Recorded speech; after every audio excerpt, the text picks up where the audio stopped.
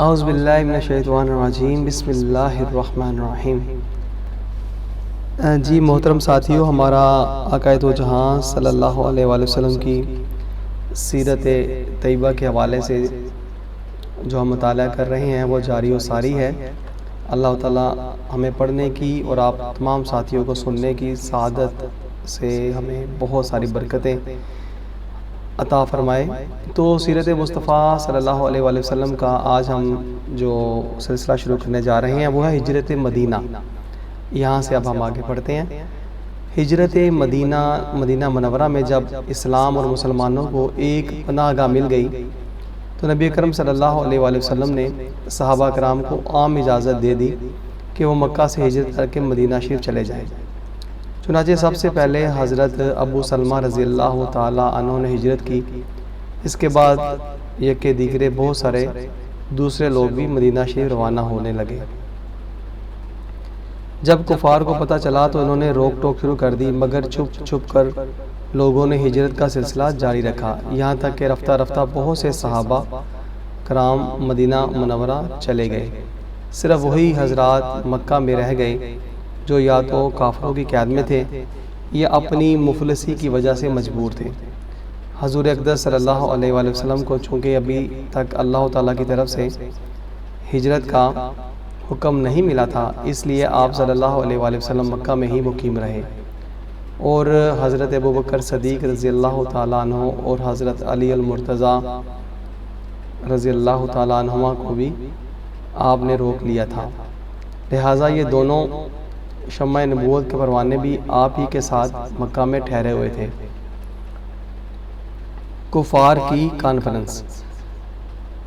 جب مکہ کے کافروں نے یہ دیکھ لیا کہ نبی اکرم صلی اللہ علیہ وآلہ وسلم اور مسلمانوں کے مددگار مکہ سے باہر مدینہ میں جب مکہ کے کافروں نے یہ دیکھ لیا کہ نبی اکرم صلی اللہ علیہ وآلہ وسلم اور مسلمانوں کے مددگار مکہ سے باہر مدینہ میں بھی ہو گئے اور مدینہ جانے والے مسلمانوں کو انصار نے اپنی پناہ میں لے لیا ہے، تو کفار مکہ کو یہ بھی خطرہ محسوس ہونے لگا کہ کہیں ایسا نہ ہو کہ محمد صلی اللہ علیہ وآلہ وسلم بھی مدینہ چلے جائیں اور وہاں سے اپنے حامیوں کی فوج لے کر مکہ پر چڑھائی نہ کر دیں۔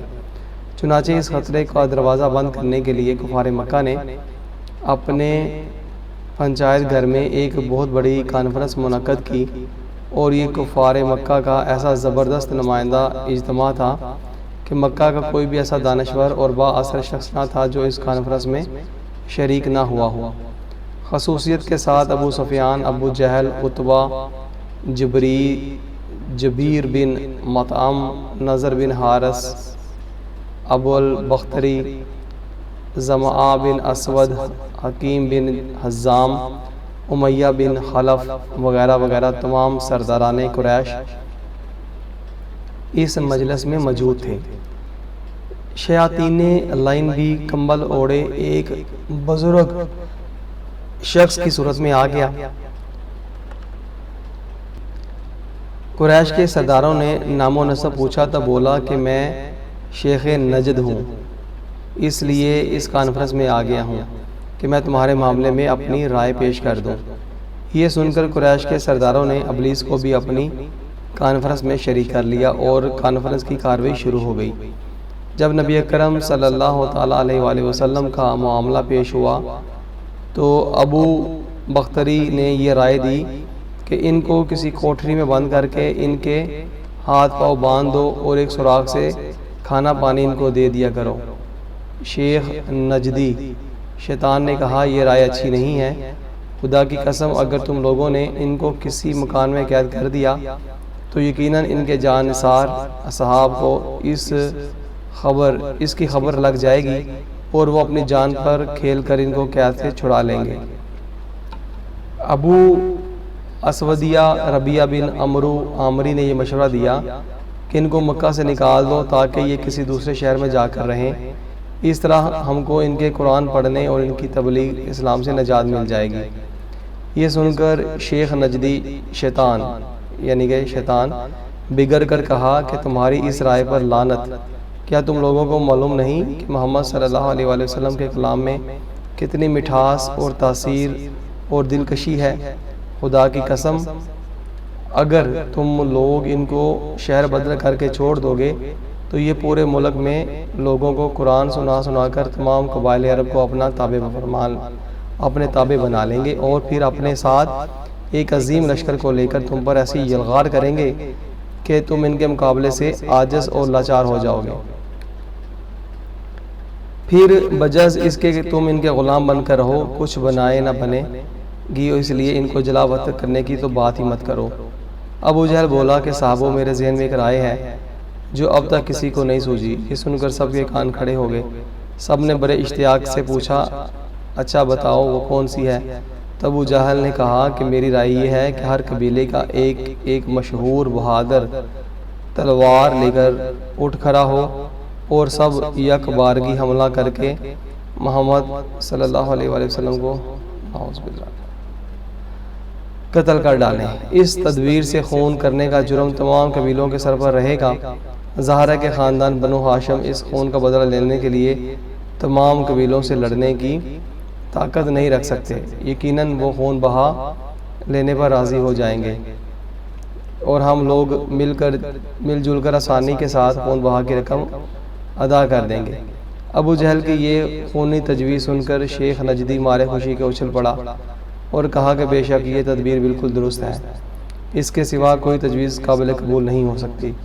چنانچہ تمام شرکاء کانفرنس نے اس سے اتفاق کیا اور اس تجویز کو پاس کر دیا گیا اور مجلس شورا برخاست ہو گئی۔ ہر شخص یہ خوفناک عزم لے کر اپنے اپنے گھر چلا گیا۔ خداوند قدوس نے قرآن مجید میں خداوند قدوس نے قرآن مجید کی مندرجہ ذیل آیات میں اس واقعے کا ذکر فرماتے ہوئے ارشاد فرمایا کہ اے محبوب، یاد کیجئے جس وقت کفار آپ کے بارے میں خفیہ تدبیر کر رہے تھے آپ کو قید کر دیں اور یا قتل کر دیں یا شہر بدر کر دیں۔ یہ لوگ خفیہ تدبیر کر رہے تھے اور اللہ خفیہ تدبیر کر رہا تھا، اور اللہ کی پوشیدہ تدبیر سب سے بہتر ہے۔ سبحان اللہ۔ بے شک اللہ تعالیٰ کی خفیہ تدبیر کیا تھی؟ اگلے صفحے پر اس کا جلوہ دیکھیے کہ کس طرح اس نے اپنے حبیب کریم صلی اللہ علیہ وآلہ وسلم کی حفاظت فرمائی اور کفار کی ساری اسکیم کو کس طرح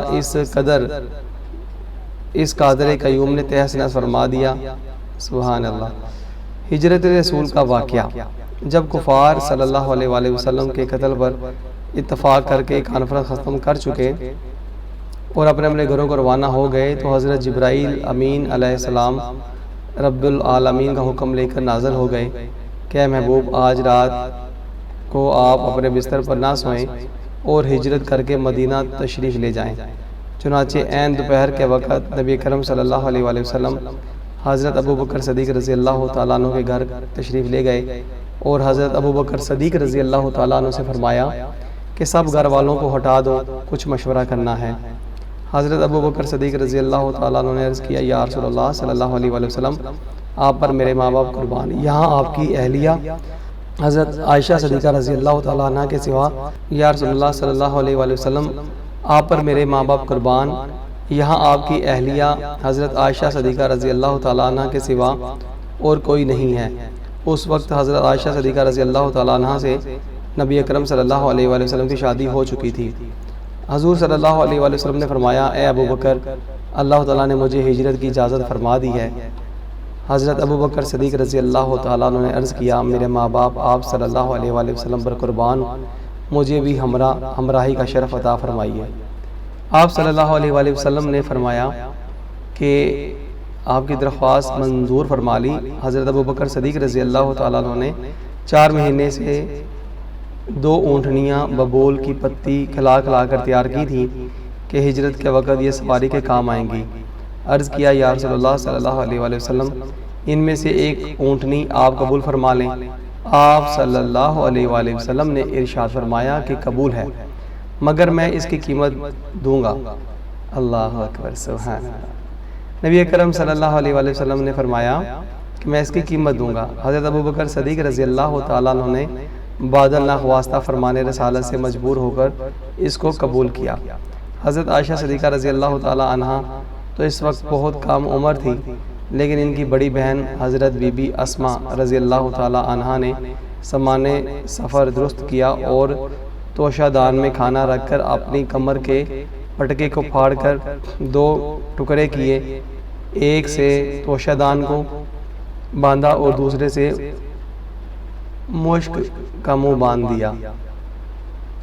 یہ وہ قابل فخر شرف ہے جس کی بنا پر ان کو 2 پٹکے والی کے معزز لقب سے یاد کیا جاتا ہے۔ سبحان اللہ۔ ذات النطقین۔ اس کے بعد نبی اکرم صلی اللہ علیہ وآلہ وسلم نے ایک کافر کو جس کا نام عبداللہ بن اوریقت تھا، جو راستوں کا ماہر تھا، رہنمائی کے لیے اجرت پر نوکر رکھا اور ان دونوں اونٹنیوں کو اس کے سپرد کر کے فرمایا کہ 3 راتوں کے بعد ان دونوں اونٹنیوں کو لے کر غار سور کے پاس آ جائے۔ یہ سارا نظام کر لینے کے بعد نبی اکرم صلی اللہ علیہ وآلہ وسلم اپنے مکان پر تشریف لائے۔ سبحان اللہ۔ کاشانہ نبوت کا محاصرہ۔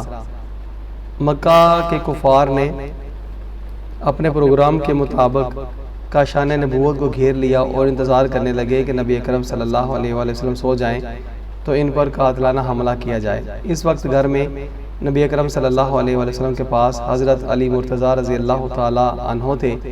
کفار مکہ نے اگرچہ رحمت عالم صلی اللہ علیہ وآلہ وسلم کے بدترین دشمن تھے، مگر اس کے باوجود نبی اکرم صلی اللہ علیہ وآلہ وسلم کی ایمانت اور دیانت پر کفار کو اس قدر اعتماد تھا کہ وہ اپنے قیمتی مال اور سامان کو نبی اکرم صلی اللہ علیہ وآلہ وسلم کے پاس امانت رکھتے تھے۔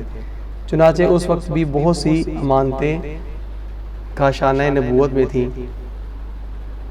نبی اکرم صلی اللہ علیہ وآلہ وسلم نے حضرت علی رضی اللہ تعالیٰ عنہ سے فرمایا کہ تم میری سبز رنگ کی چادر اوڑھ کر میرے بستر پر سو رہو اور میرے چلے جانے کے بعد تم قریش کی تمام امانتیں ان کے مالکوں کو سونپ کر مدینے چلے آنا۔ یہ بڑا ہی خوفناک اور بڑے سخت خطرے کا موقع تھا۔ حضرت علی رضی اللہ تعالیٰ عنہ کو معلوم تھا کہ کفار مکہ نبی اکرم صلی اللہ علیہ وآلہ وسلم کے قتل کا ارادہ کر چکے ہیں، مگر حضور اقدس صلی اللہ علیہ وآلہ وسلم کے اس فرمان سے کہ تم قریش کی ساری امانتیں لوٹا کر مدینے چلے آنا، حضرت علی رضی اللہ تعالیٰ عنہ کو یقین کامل تھا کہ میں زندہ رہوں گا اور مدینہ پہنچوں گا۔ اس لیے رسول اکرم صلی اللہ علیہ وآلہ وسلم کا بستر جو آج کانٹوں کا بچھونا تھا، حضرت علی رضی اللہ تعالیٰ عنہ کے لیے پھولوں کی سیج بن گیا۔ سبحان اللہ۔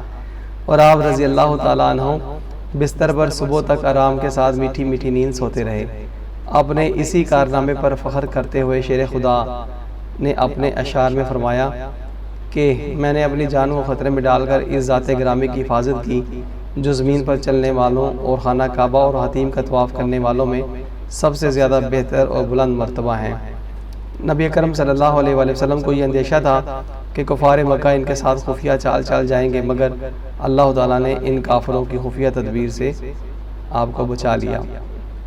حضور اقدس صلی اللہ علیہ وآلہ وسلم نے بستر نبوت پر جانے ولایت کو سلا کر ایک مٹھی خاک ہاتھ میں لی اور سورہ یاسین کی ابتدائی آیتوں کو تلاوت فرماتے ہوئے نبوت خانہ سے باہر تشریف لائے اور محاصرہ کرنے والوں کے سروں پر خاک ڈالتے ہوئے ان کے مجمع سے صاف نکل گئے۔ نہ کسی کو نظر آئے اور نہ کسی کو خبر ہوئی۔ ایک دوسرا شخص جو اس مجمع میں موجود تھا، اس نے ان لوگوں کو خبر دی کہ محمد صلی اللہ علیہ وآلہ وسلم تو یہاں سے نکل گئے اور چلتے وقت تمہارے سروں پر خاک ڈال گئے ہیں۔ چنانچہ ان کو ربختوں نے اپنے سروں پر ہاتھ پھیرا تو واقعی ان کے سروں پر خاک اور دھول پڑی ہوئی تھی۔ رحمت عالم صلی اللہ علیہ وآلہ وسلم اپنے دولت خانہ سے نکل کر مقام حضورہ کے پاس کھڑے ہو گئے اور بڑی حسرت کے ساتھ کعبے کو دیکھا اور فرمایا کہ اے شہر مکہ، تو مجھ کو تمام دنیا سے زیادہ پیارا ہے۔ اگر میری قوم مجھ کو تجھ سے نہ نکال دی تو میں تیرے سوا کسی اور جگہ سکونت پذیر نہ ہوتا۔ حضرت ابوبکر صدیق رضی اللہ تعالیٰ عنہ سے پہلے ہی قرار داد ہو چکی تھی، وہ بھی اسی جگہ آ گئے اور اسی خیال سے کہ کفار مکہ ہمارے قدموں کے نشان سے ہمارا راستہ پہچان کر ہمارا پیچھا نہ کریں، پھر بھی دیکھا کہ نبی اکرم صلی اللہ علیہ وآلہ وسلم کے پائے نازک زخمی ہو گئے ہیں۔ حضرت ابو بکر صدیق رضی اللہ تعالیٰ عنہ نے آپ صلی اللہ تعالیٰ علیہ وآلہ وسلم کو اپنے کندھوں پر سوار کر لیا۔ اس طرح خاردار جھاڑیوں اور نوکدار پتھروں والی پہاڑیوں کو رونتے ہوئے اسی رات غار ثور پہنچے۔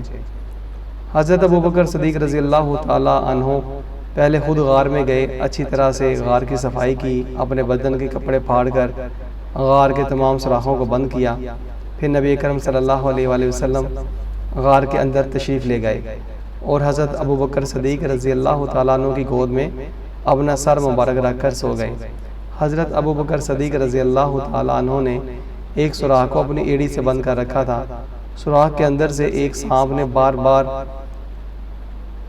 یار غار کے پاؤں میں کاٹا، مگر حضرت ابو بکر صدیق رضی اللہ تعالیٰ عنہ نے اس خیال سے پاؤں نہیں ہٹایا کہ رحمت عالم صلی اللہ علیہ وآلہ وسلم کے خواب راحت میں خلل نہ پڑ جائے، مگر درد کی شدت سے یار غار کے آنسوؤں کی دھار کے چند قطرے سرور کائنات کے رخسار پر نثار ہو گئے، جس سے رحمت عالم صلی اللہ علیہ وآلہ وسلم بیدار ہو گئے اور اپنے یار غار کو روتا دیکھ کر بے قرار ہو گئے۔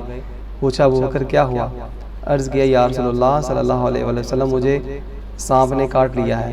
یہ سن کر نبی اکرم صلی اللہ علیہ وآلہ وسلم نے زخم پر اپنا لعاب دہن لگایا، جس سے فوراً ہی سارا درد جاتا رہا۔ سبحان اللہ۔